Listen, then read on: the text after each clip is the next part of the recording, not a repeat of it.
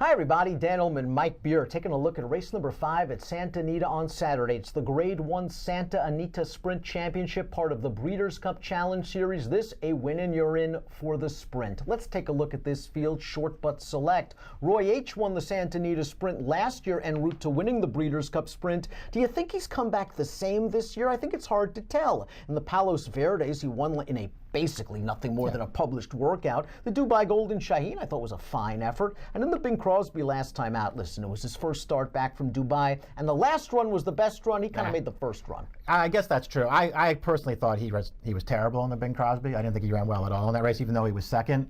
I'm not one to generally go with that. Oh, well, it was his first start back from Dubai and all that stuff. Maybe that was the case with him. I don't know. I guess there's a real question whether he can still run, but he did run really well in the Palos Verdes. He did run a great race in Dubai. That was a wicked pace, and he was never near the rail. He ran unbelievable that day. I'm just going to give him the benefit of the doubt there because I feel like he has to beat Ransom the Moon in here. I think he's a better horse than Ransom the Moon if they both run their best. He might be a better horse than Ransom the Moon, and he's going to get the jump on Ransom the Moon. And as we see from this Timeform US pace projector, we're not expecting a fast pace, and that could really work against Ransom the Moon, who beat Roy H. last time out in the Bing Crosby when he had the benefit of a fast and contested pace up front. Now, last year in his final prep before the Breeders' Cup Sprint, Ransom the Moon ran here, and Roy H. just waxed him. He did not run well, Ransom the Moon. Something tells me that Phil D'Amato's got to have him sharper this time around. He was going to run him in the DeFrancis Dash.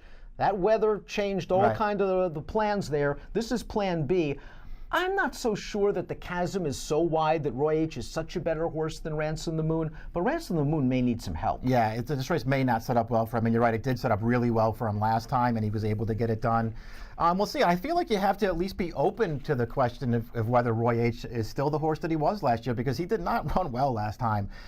We'll see what happens. He's the obvious other horse in the race, but I'm going to stick with Roy H. in here. We're still not sure if Distinctive B, who is the pace setter on the pace projector, is going to run in this race or will run Friday at Keeneland. If he runs here, he's probably going to make the lead. He was in for 32, 2 starts back. It's hard to imagine him wiring a field of this quality, but he beat a couple of next out winners last time out for Peter Miller. And I think if Miller wants a target, this is the one. Yeah, I think if Miller is looking for a target for Roy H., he's going to run him in this race and let the race set up for Roy H. that way. Either way, it feels like if he runs here, it just feels like he can't go with the 2 favorites in this race.